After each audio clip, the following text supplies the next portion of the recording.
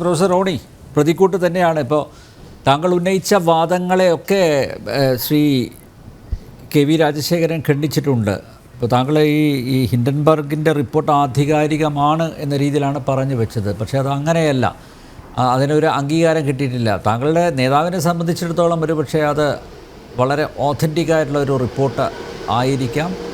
പക്ഷേ അത് അങ്ങനെയല്ല എന്നാണ് നമ്മുടെ മുന്നിലുള്ള ഉദാഹരണങ്ങൾ ചൂണ്ടിക്കാണിച്ചു തരുന്നത്. എനിക്ക് ഇവിടെ ബഹുമാനപ്പെട്ട ശ്രീ KVS പറഞ്ഞ എല്ലാ കാര്യങ്ങൾക്കും കൃത്യമായ മറുപടിയുണ്ട്. അദ്ദേഹം ആദ്യം പറഞ്ഞത് ഏതോ ഒരു പേപ്പർ ആര് പരാതി കൊടുത്തു, എവിടുത്തെ പരാതി, അദാനി ഇന്ത്യയിലെ 2300 കോടി രൂപ കൈക്കൂലി കൊടുത്തത്.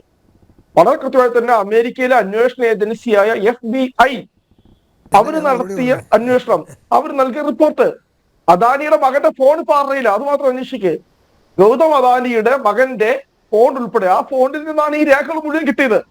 ഇന്ത്യയിലെ പ്രമുഖമായ സംസ്ഥാനങ്ങളിലെ അവിടുത്തെ പ്രധാനപ്പെട്ട ആളുകൾക്ക് കൈക്കൂലി കൊടുത്തതായി കൃത്യമായി തന്നെ എവിഡൻസിന്റെ അടിസ്ഥാനത്തിലാണ് അവിടുത്തെ കോടതിയിലെ കേസ് രജിസ്റ്റർ ചെയ്ത് അതിന്റെ അടിസ്ഥാനത്തിലാണ് ഈ പറയുന്ന ഈ ഉള്ള വിവരങ്ങൾ പുറത്തു വന്നത് ഗൗതം അദാനിക്കെതിരെ. അത് ഇത് ആരും അന്തരീക്ഷത്തിൽ നിന്നോ വായുവിൽ നിന്നോ ഉയർത്തിക്കൊണ്ടതല്ല. ഇപ്പൊ ഒന്നാമത്തെ കാര്യം. രണ്ട്, അദ്ദേഹം ബഹുമാനപ്പെട്ട ശ്രീ KVS നെഹ്റുവിന്റെയും ഇന്ദിരാഗാന്ധിയുടെയും രാജീവ് ഗാന്ധിയുടെയും ഒക്കെ കാര്യം പറഞ്ഞു. ഞാൻ അദ്ദേഹം ഇതിന്റെ ചരിത്രം അറിയാത്തത് കൊണ്ടാണോ അതോ അദ്ദേഹം ഈ BJP മുന്നോട്ട് വെക്കുന്ന ഒരു നരേറ്റീവ്, ഒരു കെട്ടുകഥ അദ്ദേഹം ആവർത്തിക്കുന്നതാണോ എന്ന് എനിക്കറിയില്ല. നെഹ്റു പ്രധാനമന്ത്രി സ്ഥാനത്തേക്ക് വന്നത് അദ്ദേഹം അവിടെ മൗണ്ട് ബാറ്റന്റെയും ലോർഡ് മൗണ്ട് ബാറ്റന്റെയും ലേഡി മൗണ്ട് ബാറ്റന്റെയും ഒക്കെ സ്വാധീനം പറഞ്ഞു. പക്ഷെ 1946 അവിടെ കോൺഗ്രസിന്റെ പ്രസിഡന്റായി നെഹ്റു വരുന്നു. കോൺഗ്രസ് പ്രസിഡന്റ് ആകുന്ന ആളാണ് കെയർടേക്കർ സർക്കാരിന്റെ പ്രധാനമന്ത്രി. ആ കെയർടേക്കർ സർക്കാരിന്റെ പ്രധാനമന്ത്രിയാണ് നാച്ചുറലി സ്വാഭാവികമായിട്ട് സ്വാതന്ത്ര്യം ആദ്യം പ്രധാനമന്ത്രിയായിട്ട് വരുന്നത്. ആ സമയത്ത് ഈ പറയുന്ന മൗണ്ട് ബാറ്റൻ ഒന്നും ചിത്രത്തിൽ പോലും ഇല്ല, അവർ ഇന്ത്യയിൽ പോലും ഇല്ല. 1946 കോൺഗ്രസ് പ്രസിഡന്റ് തെരഞ്ഞെടുപ്പ് നടക്കും.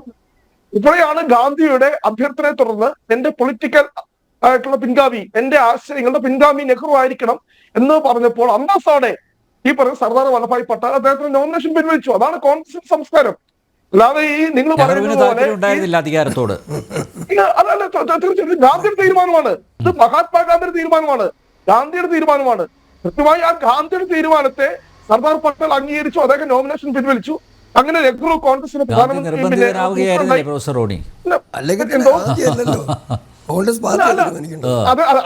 അത് പാർട്ടിക്ക് അകത്തോട്ട് ഞാൻ ഒറ്റ കാര്യം ചോദിച്ചോട്ടെ. ഇവിടെ സുഭാഷ് ചന്ദ്രബോസ് ഗാന്ധിയുടെ സ്വന്തം സ്ഥാനാർത്ഥിയെ തോൽപ്പിച്ച് കോൺഗ്രസിന്റെ പ്രസിഡന്റായി. എന്താ സുഭാഷ് ചന്ദ്രബോസ് ചെയ്തത്? അന്തസ്സായി. ഗാന്ധി ഇല്ലാത്ത കോൺഗ്രസ് വർക്കിംഗ് കമ്മിറ്റിയിൽ ഞാൻ അതിനെ സുഭാഷ് ചന്ദ്രബോസ് ചരിത്രം പറയാം, ചരിത്രം പറയാം. മഹാത്മാഗാന്ധിയെ രാഷ്ട്രപിതാവെന്ന് ആദ്യം വിളിച്ചതാരാ? രാഷ്ട്രപിതാവെന്ന് സുഭാഷ് ചന്ദ്രബോസിന്റെ ഇന്ത്യൻ നാഷണൽ ആർമിയുടെ ഒരു ബ്രിഗേഡിന്റെ പേര് തന്നെ ഗാന്ധി ബ്രിഗേഡ് എന്നായിരുന്നു. ഈ ചരിത്രമൊക്കെ സുഭാഷ് ചന്ദ്രബോസിനെ RSS കാവ്യമുക്കാൻ നോക്കി. എന്താ സുഭാഷ് ചന്ദ്രബോസിന്റെ മകള് അനിതാ ബോസ് പറഞ്ഞത്? എന്റെ പിതാവിന്റെ പ്രത്യയശാസ്ത്രം ചേർന്ന് നിൽക്കുന്ന ഇന്ത്യൻ നാഷണൽ കോൺഗ്രസ് RSS കണ്ടമണി ഓടിയില്ലേ?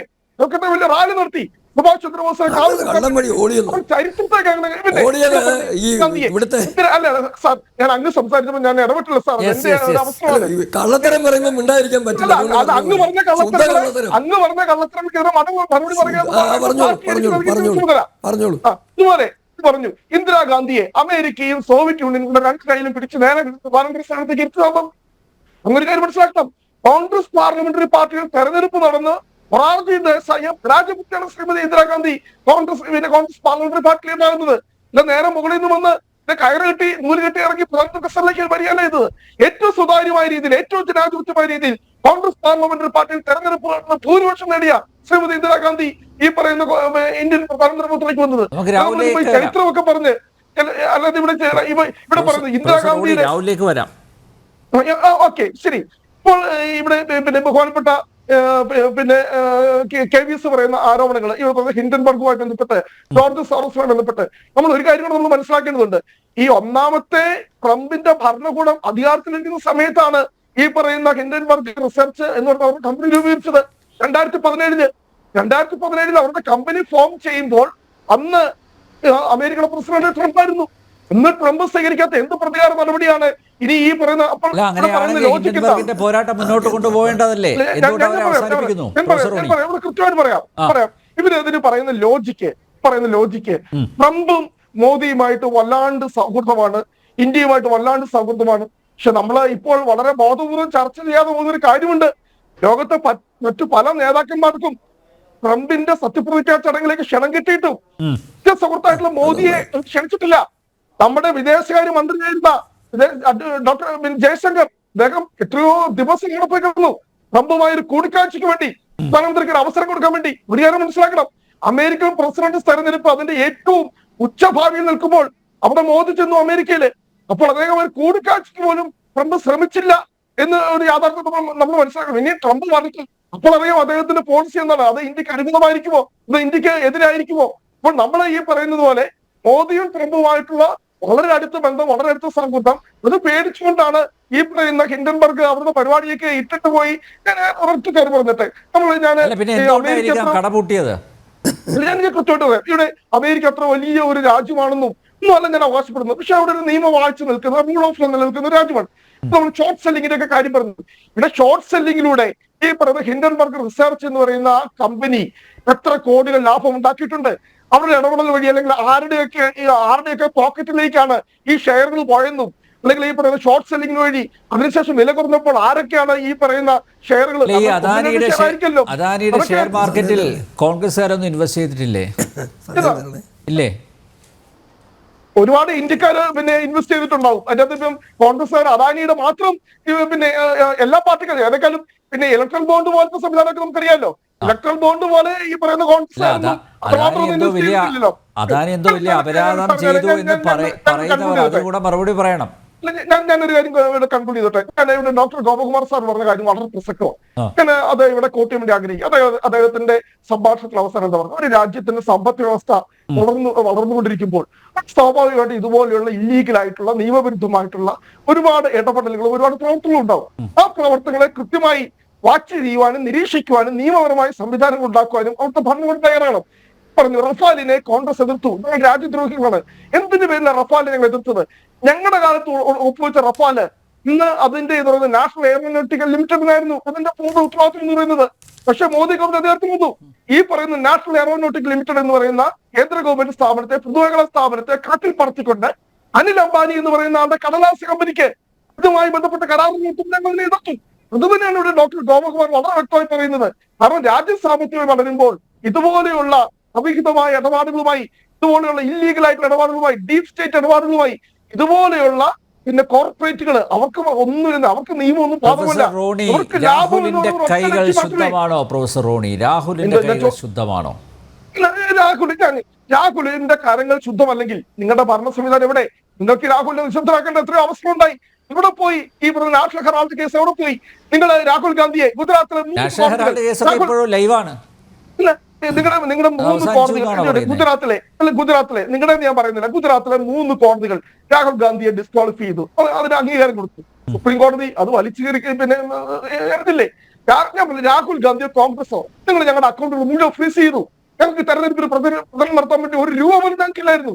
അവസാനം ഞങ്ങൾക്ക് ഈ രാജ്യത്തെ നീതിപീഠം ഇവിടെ ഒറ്റ കാര്യം പറഞ്ഞോട്ടെ, ഇവിടെ ഈ ഹിൻഡൻബർഗ് റിപ്പോർട്ടുമായിട്ട് പറഞ്ഞു സുപ്രീം കോടതിയാണ് നടപടി സ്വീകരിക്കേണ്ടത്. ഇവിടെ സ്വീകരിക്കേണ്ടത് ഒരു ഭരണമല്ലേ? ഇവിടെ ഒരു സർക്കാരില്ലേ? എവിടെ പോയി സെബി? ഇവിടെ പറയുന്നു ഈ 2 വർഷമായി, അത് മാത്രം പറ, 2 വർഷമായി സെബി എന്തിനാണ് ഹിൻഡൻബർഗ് റിപ്പോർട്ടുമായി ബന്ധപ്പെട്ട റിപ്പോർട്ട് സുപ്രീം കോടതി കൊടുത്ത 2 മാസമാണ്. ഇപ്പോൾ 2 വർഷം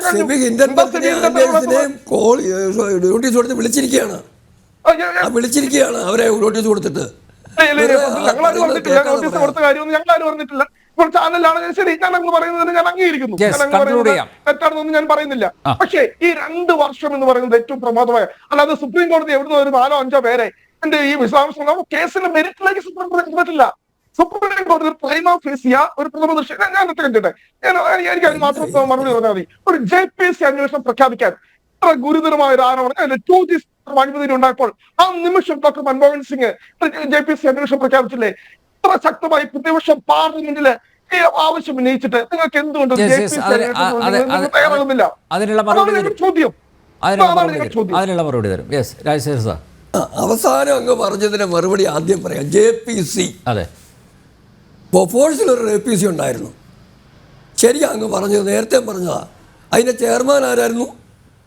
കോൺഗ്രസ്സുകാരനായ ശങ്കരനാരായണൻ. കോൺഗ്രസ്സുകാരനായ ശങ്കരനാരായണൻ്റെ നേതൃത്വത്തിൽ ഒരു JPC ഉണ്ടാക്കിയിട്ട് ഒരു റിപ്പോർട്ട്. പിന്നെ ആ കേസിൽ ഞാൻ ഈ പുസ്തകം വേണേൽ അങ്ങേക്ക് അയച്ചു തരാം. ആ കേസിൽ ഏതെല്ലാം തരത്തിലാണ് സോണിയ ഇടപെട്ടതെന്നും അന്ന് ബൊഫോഴ്സിൻ്റെ കൈകൂലി വാങ്ങിയ സോണിയയുടെ സുഹൃത്തോ ബന്ധുവോ, ആ പേര് ഞാൻ മറന്നുപോയി, അദ്ദേഹത്തിന് UK അക്കൗണ്ട് ഫ്രീസ് ചെയ്യപ്പെട്ടിരുന്ന അക്കൗണ്ട് അത് ഓപ്പറേറ്റ് ചെയ്യുന്നതിനുള്ള അവസരം ഉണ്ടാക്കുന്നതിനൊക്കെ സോണിയ എത്രമാത്രം ശ്രമിച്ചു എന്നുള്ളതൊക്കെ കൃത്യമായ കാര്യങ്ങൾ. പിന്നെ അങ്ങ് പറയുന്ന ചില കാര്യങ്ങൾ ചരിത്രവുമായിട്ട് ബന്ധപ്പെട്ടതാണ്. നേതാജി സുഭാഷ് ചന്ദ്രബോസിനെ കോൺഗ്രസ് പ്രസിഡൻ്റായി എലക്ട് ചെയ്യപ്പെട്ട നേതാജി സുഭാഷ് ചന്ദ്രബോസിനെ അതേ കോൺഗ്രസിലെ ജവഹർലാൽ നെഹ്റുവിൻ്റെ വഴി മുടക്കും എന്ന് ഭയത്തും കൊണ്ട് പിടിച്ചിറക്കി പുറത്താക്കിയതല്ലേ. അദ്ദേഹം രാഷ്ട്രപിതാവെന്ന് വിളിച്ചതും മഹാത്മജിയെ അംഗീകരിച്ചതുമൊക്കെ അത് നേതാജിയുടെ ക്വാളിറ്റിയാണ്. അങ്ങനെ കണക്കാക്കിയാൽ മതി. അത് കോൺഗ്രസിൻ്റെ മഹാമനസ്കതയല്ല. പിന്നെ അടുത്ത കാര്യം അങ്ങ് പറഞ്ഞത് എലക്ഷൻ. എനിക്കും അറിയാം, കോൺഗ്രസ് പ്രസിഡൻ്റ് ആകുന്നതിന് വേണ്ടിയാണ് ഇലക്ഷൻ നടന്നത്. മൗലാന അബ്ദുൽ കലാം ആസാദായിരുന്നു അതിനു മുമ്പ് 5 കൊല്ലം കോൺഗ്രസ് പ്രസിഡന്റ്. അദ്ദേഹം തുടരുവാണെങ്കിൽ ഒരു മുസ്ലിം ഇന്ത്യയുടെ പ്രധാനമന്ത്രിയാവും. അത് ഒഴിവാക്കാൻ വേണ്ടി ഒരു കോൺഗ്രസ് പ്രസിഡന്റിനേക്ക് പുതിയ ആളെ എലക്ട് ചെയ്തു. ഇത് ഇസ്ലാമിക സുഹൃത്തുക്കളും കേൾക്കട്ടെ. ആ എലക്ഷൻ വന്നപ്പം ആ എലക്ഷനകത്ത് 15-ൽ ഓരോട്ടും നെഹ്റുവിന് കിട്ടിയിട്ടില്ല എന്ന് ആ തെരഞ്ഞെടുപ്പിന് ചുമതലയുണ്ടായിരുന്ന അക്കാലത്തെ കോൺഗ്രസിൻ്റെ നേതാവായിരുന്ന ആചാര്യ കൃപലാനിയുടെ പുസ്തകത്തിൽ എഴുതിയിട്ടുള്ളത്, അല്ലാതെ വേറെ ആരുമല്ല പറഞ്ഞിരിക്കുന്നത്. അതുകൊണ്ട് ആ കാര്യം അവിടെ നിൽക്കട്ടെ. പിന്നെ എനിക്ക് കൃത്യമായി പറയാനുള്ള കാര്യം എന്താണെന്ന് പറഞ്ഞാൽ, രാജ്യത്തിൻ്റെ രാഷ്ട്രീയ താല്പര്യത്തിന് ഭാരതം എന്ന രാഷ്ട്രത്തിനെതിരെ പോരാടും എന്ന് ആവർത്തിച്ച് പറയുന്ന ആളിൻ്റെ ആ രാഷ്ട്രീയ പ്രസ്ഥാനത്തിൻ്റെ മുൻകാല ചെയ്തികളിലേക്ക് തിരിഞ്ഞു നോക്കുമ്പം രാഷ്ട്രം പ്രതിരോധത്തിനുള്ള വേണ്ട കാര്യങ്ങൾ ചെയ്യേണ്ട സമയമായെന്നും ഭാരതത്തിലെ സുപ്രീം കോടതിയെയും ഇലക്ഷൻ കമ്മീഷനെയും എല്ലാ ഭരണ സംവിധാനങ്ങളെയും ഭരണഘടന അനുശാസിക്കുന്നത് പോലെ ഭദ്രമായി നിലനിർത്തുമ്പോഴും